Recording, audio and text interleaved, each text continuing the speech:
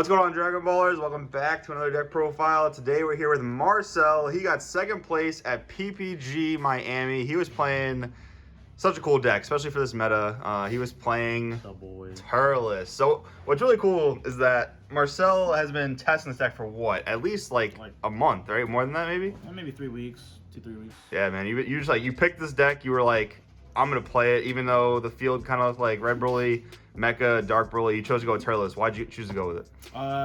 Well, I had all the green cards. That's a good start, yeah. I mean, even the sponsor would have given me anything I needed, but I kind of just like didn't want to play everything that everyone else was playing. So, like I usually do, I don't like to play the most meta stuff. So Gotcha. I kind of wanted to abuse the green mechanic, like the Dorm Potential lock was just kind of like the most appealing thing to me. So I decided to work with that. Gotcha. All right, let's see what this stuff does. So let's start with the leader. All right, the leader, huge paragraph. Every time I dropped this on the board, my opponents were like, all right, let me read this real quick. And then it was just so much words. So the permanent right here, this is the most important permanent. If you see someone playing Cell Xeno in their Turles deck, tell them to stop. You can't do that.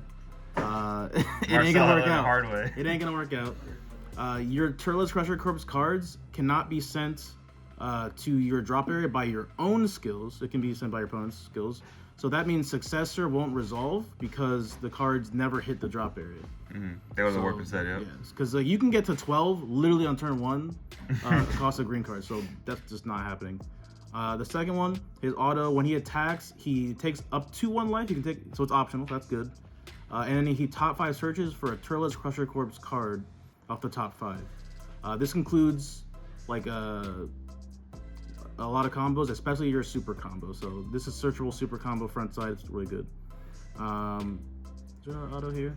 Yeah, you start with Tree Might and play, which we see right now. Yeah. I'll explain that next. His Awaken though is untap 1, draw 1 at 4 or less life. Or I've never done this, by the way, guys. Don't even bother trying to. I don't know who thinks that you can awaken higher than 4 life. If your opponent has 3 or more face-up life, that only happens usually for like if you're going set 12 versus set 12, because a lot of the leaders flip their own life up, so it helps you do that. Like the King Piccolo leader likes to do that, or like the launch leader.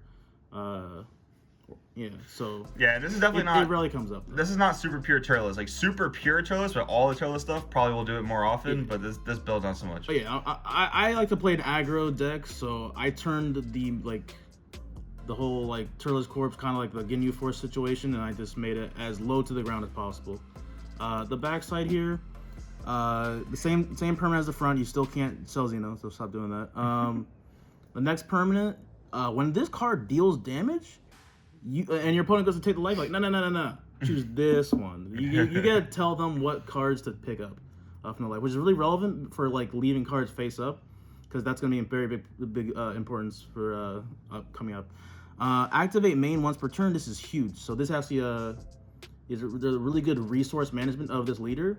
It says activate main once per turn, bottom deck any card in your hand, you don't have to show your opponent, and add a Fruit of the Tree of Might back to your hand, which is your main card of your deck. The cool thing I learned at the event, I asked the judge, can I bottom deck a card and not take a fruit back?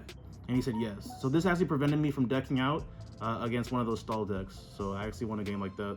Very cool. So the leader starts with the Tree of Might in play. So this card also has a paragraph on it. So why don't you tell us briefly what it does? All right, the permanent here lets you play. You have 1+3K combo cards in your deck, and it makes them 0+3K essentially. I don't know why they made it so complicated. They could have just printed it with 0+3K. I guess it's because it'd be too broken outside of this leader, so they kind of try to leader lock that effect. The auto. Wait, that is the auto. Oh yeah, the auto. So this is pretty much how Turles becomes instead of a +1 leader, he's a draw 2 leader, which is nuts. At the end of your turn, pretty much at the beginning of your opponent's main phase. So after they charge their energy, they're gonna flip up one of their lives as long as they can. If all their lives flip up, it doesn't work. But if there's life to be flipped up, they flip one up, and you go into your deck and you get a Fruit of the Tree of Might, which is this card right here. Pretty much. The plus is that you draw 2, hands down. You have 2 physical cards in your hand compared to most leaders, but this card is the fruits. When you play this card, it's an extra card, so it goes straight to the drop area. You select one of your battle cards or leader cards, and you give it 20,000 power, but you have to flip down one of their face-up life. And like that's why this card flips up life every turn. So at the end of your turn, pretty much they're gonna have one flipped up, and going into your turn, as long as they don't take their own life, that specific flipped up face life, you'll be able to use this on your next turn. The added effect is if you use this card on a Turles card, including leaders or battle cards, even Turles Xeno, is the character name has to include Turles in its name. The card also gets double strike on top of the 20k power. 20k Champa, pretty strong. So remember, you can use this on anything that's not a unison, but if it's a Turles, it also gets the double strike. All right, so we're gonna run 4 fruits in the deck because of consistency purposes. It's really good, like 2 of them being as energy and 2 of them being late game is very, very important. You're gonna be able to loop these in the late game for pretty much infinite draw 2 at the end of your turn. All right, the next card we have is Kill Driver. This is another way to manipulate your opponent's life. This is why I run it. It's essentially a pseudo combo. It's just a 1+10k draw a card, flip up one of your opponent's life. But if you don't want to draw a card, it has an additional effect where you can choose one of the options. Either draw a card or kill a card, KO a card of greater energy cost than its energy. So like those 6-drop Broly's in Dark Broly, you just can easily just pop it with just 1 energy. Like those 5 drops in Red Broly, it's just a very utility based card. I'm glad that it gives you options. Mostly I'm just using it to draw a card because I like cards in my hands, but you know, being able to manipulate your opponent's life is very important. 4 dormant, that's definitely essential. Easy, essential like my workers, you know. Dorm potential, nuts card, pretty much time loops your opponent as long as you have enough life to manipulate. Definitely like around turn 3 to turn 4 you want to use this. Do not use it turn 1 or 2 against Red Broly player. I don't get why people keep doing that. You lose your hand size way too fast if you do it too early. It's a very specific turn. You have to kind of get used to and a feel for the matchup and see where it's going, where you need to say, I can survive 1 more turn if I play Dormant this turn. If your opponent thinks like, okay, they can kill you, and you use the Dormant, like you stall 1 more turn and you crack them, hit them on the crackback and you win. I have 2 Shocking Death Balls. These are the only hard negates in the main board. I have some more in the sideboard, but sometimes you just need to hard negate people. Like if they are a deck that needs to rival, which is kind of the older formats, you need to just negate the attack so they cannot enter the battle step, which is very important. Yeah, sometimes our Broly needs to like get cards in the drop by comboing and stuff. Exactly, and what is it? It can also be played for 0 energy, which is very important. So if you're at, let's say, 3 life and you go Dormant Potential and they go single strike like a huge number, you just take it, and then they're about to double strike you for game, you just Shocking Death Ball for 0 energy and you pretty much stall for 1 more turn. Now here comes the juice of the deck. Here comes the juice. All right, explain these guys. So these are the Turles Crusher core cards, right? We're gonna start with the twins. We'll call them the Raisins in this video, but normally I have a much less PC name for them. So this is Raisin and this is Lakesai, also known as Peanut. So Raisin and Peanut. They're twins. What their effect is, they're a 1+3k, correct? So that's why the tree makes them a 0+3k as long as your Turles. So the GOAT. All right. The cool thing about these cards, pretty much all the Turles cards come in play after they're 1+3Ks, or they come in play after you combo them. So if they attempt to go from the combo area to the drop area, you can play it instead. Lakesai comes in rest mode, and he finds the twin from the deck and plays it in active mode. This guy's a little blocker, that's pretty much all he does. A blocker for essentially 0 energy is amazing. That's kind of where the deck blockers are going. If you have to pay energy for a blocker, you're probably not playing a good blocker. The additional effect of Lakesai is that he draws a card and pitches a card after he finds his brother. So we're gonna abuse that effect with this card right here.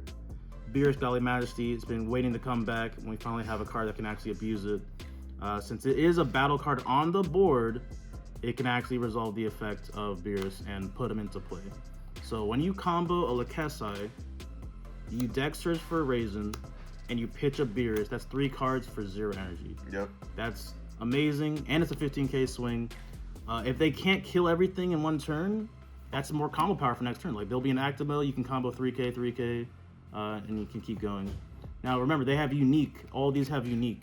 So, you can't, if you combo one and you try to play it, it won't work unless the card is going to die before the combat ends, which is very relevant.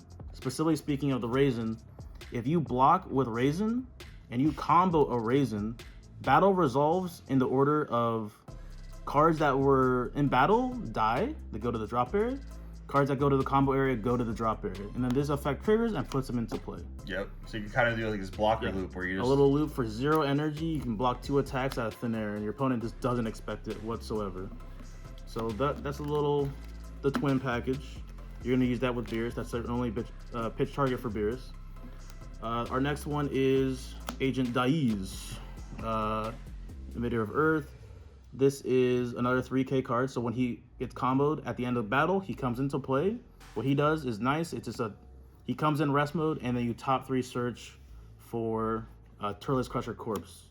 So that could be the Raisin and the Peanut himself, and a super combo. I swear, anytime I looked at Marcel's game, this dude had 3 super combos in hand because the deck just adds them so On easy. average, I definitely get 3 to 4 super combos per game because your leader front side gets it, your Daiz searches it off the top 3, and you just draw them naturally over the course of the game.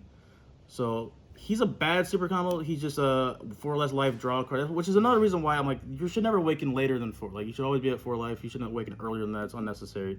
Because you're a 4 or less super combo. He is 10k all the time, so that might be better if you get like critical hit early on. You might need to just use him, not draw a card. But he's a worse super combo than there are that exist in green today, but it's searchable, so it's worth it. Yeah, you take the pros and the cons. And also, he's a Turles Crusher Corpse card, which is important for the next one here. This is your boss monster. Ironically enough, this is a 3-drop, and it's your boss monster of the deck. It only costs you 1 energy, technically. When you have 2 Crusher Corpse cards, so any of the ones I listed before, in your combo area, so mid-battle, as long as you have 2, you can pay 1 green energy and essentially arrival him into play. Yep.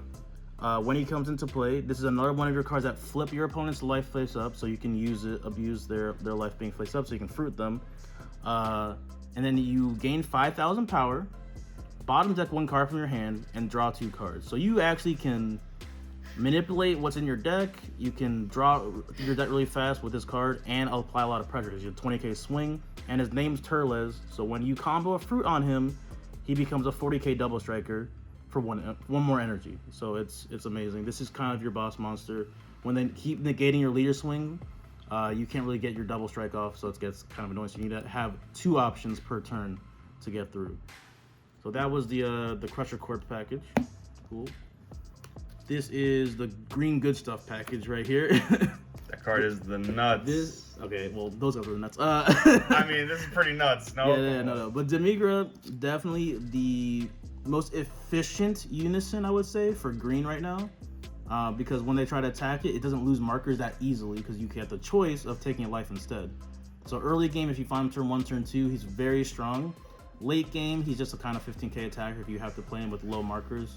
But the -3 is very clutch. I'm glad that it has enough marker, a good +1 and a good -3. It's very, very strong. Yep. The -3 KOs any card of your choice that doesn't have barrier, and then an additional 3 or less, and that 3 or less card could be barrier as well. So, I mean, it could be barrier. So, this is a good way to kill those pesky decks that like try to abuse a card that has barrier that just sit there the whole game, such as like the Vegeta from Invoker. It just kind of checks it, puts it in check. They can't really play it because they'll just get -3 and your Demigra gets infinite value. But we mainly use them to be able to use our Dormant Potentials for 0 and our Frieza Charismatics for 0. Yeah, this card on turn 1 is awesome. It's so good. Yes. So turn 1, you're able to kind of stop Red Broly players from swapping out their chain before they awaken, because you got Frieza Charismatic. So if they swap before they're awakened, their effect's not live, boom, they just lost their chain for free. Cool. That's why you want to kind of this is your mulligan, 100%. You don't necessarily keep Frieza unless you have Demigra in your opener, but you don't keep Frieza if you don't have Demigra. Demigra is the most important card in your opener. You always want to draw it. So that's the good generic green cards. We're getting to the tech part now. 2 Mecha Birds in the main. This is pretty much my team kept telling me like the format's gonna look like Red Broly, Dark Broly, and Mecha. Doesn't do good against Mecha, but against Dark Broly, you just say 6-drop Dark Broly, and they're like, okay, I guess I pass turn. They have to play like the 7-drop instead or something like that. And it just kind of came like in a tournament scene, it's very good because you can just game one, play against someone. If you lose, you know what their deck does now. You can probably get some cheeky plays off for Becky because you know what their deck is now, and you can stop them in their tracks. So Becky's good. Unfortunately, there's no ball in the deck for the search, but overrun of choice. I have a 1 of Marcel, just to board wipe, board clear. Very useful for pesky blockers that try to block your leader swings. So he's very strong, and he's a huge 25k swing. If you fruit him, he goes to 45k single strike, and I do run Champas, so he can sneak in. Man, 4 fruit and 2 Champas. That is a lot of double strike. Yeah, because a lot of people try to negate your leader swings and your 3-drop swings, so you need to actually have alternative ways to gain double strike, and maybe just abuse the fact that fruit is 20k power base, so it doesn't really matter that it doesn't give your card double strike because you can still give them double strike anyways. And finally, the secret rare of choice. I think it personally, like between the Majin Buu secret rare or the Kai secret rare, I would feel like this is a more generic usefulness because like at minimum this card comes in for 1 energy and it's a 40k swing, and we have Champa, so. That's big. That's huge. That's huge. very big. Being able to get rid of unisons is a big deal, and board states as well. So you can kind of save your dormant potentials. You don't have to use them early. If you clean their board, you don't have to worry about it too much.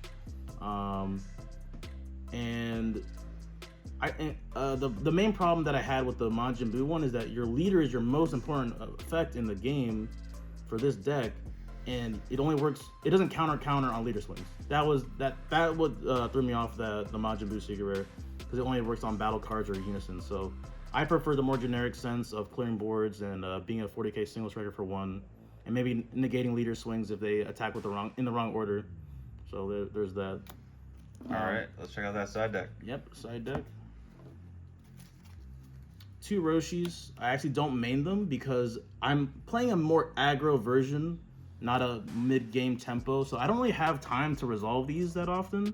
It's only when I'm trying to become a grindy matchup that I even switch up into stuff like that.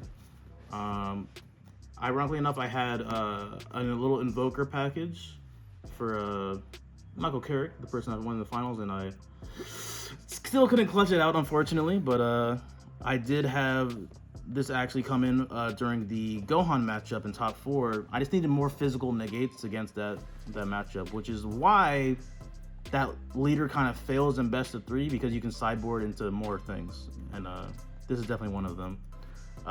Artificial Impact, again for Invoker, killing their barrier card without, like, it's like a backup plan. Like if you don't open Demigra, you have pretty much a 5th Demigra, and then you can Roshi everything back, so it's an infinite loop of just, hey, you can't play the 3-drop barrier card, I'm gonna kill it every time.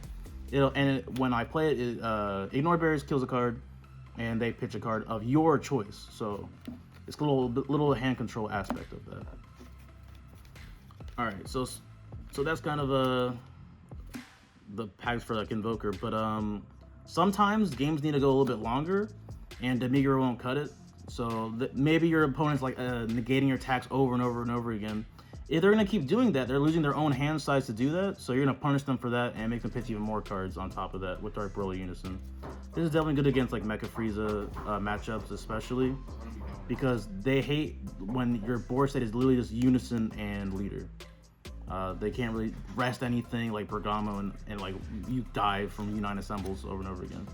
So to impact to go beyond that, you kind of complement it with rebrands. So you pitch a rebrand with the effect, they pitch a card, and you pay 2, they pitch 3 total. So that's all very good. Or if you're going against hand control matchups, you do the opposite. You draw cards instead of pitching cards. So that's kind of like Dark Broly, either you pick rebrand or you pick Ape. Dark Power Up Messian. I don't know what specific deck it targets, to be honest. It just kind of targets generally everyone, so use it as your discretion. it definitely helped me against rogue matchup that I didn't expect. I didn't know what, like they weren't meta whatsoever, but it helped against those matchups. So I definitely just decided them in due to like my discretion. I didn't really know when to do it necessarily. Food Art Banisher. This is for Dark Broly. Shuts off their leader ability pretty much. It makes them have to pitch a card to combo 0+0 card. So this is 100% what this was for. Just to shut down Dark Broly on turn 4 to win the game. And that's pretty much it. All right, so that's the deck that took you to second place at PPG Miami. Congratulations, Marcel. Really, really awesome finish. Any shout outs you want to throw out there? Daylon, Mac, for running the team, and also all the we really worked on Turles early on. Unfortunately, he just kind of left me alone when we went to the tournament itself. But he definitely was a Turles enthusiast at the time. And shout out to Colin for pretty much getting me the whole deck foil. Appreciate it, bro. And a lot of my other teammates were letting me borrow their cards too. But that's pretty much it. Awesome, man. Thanks for your time. We'll see you next time. Peace.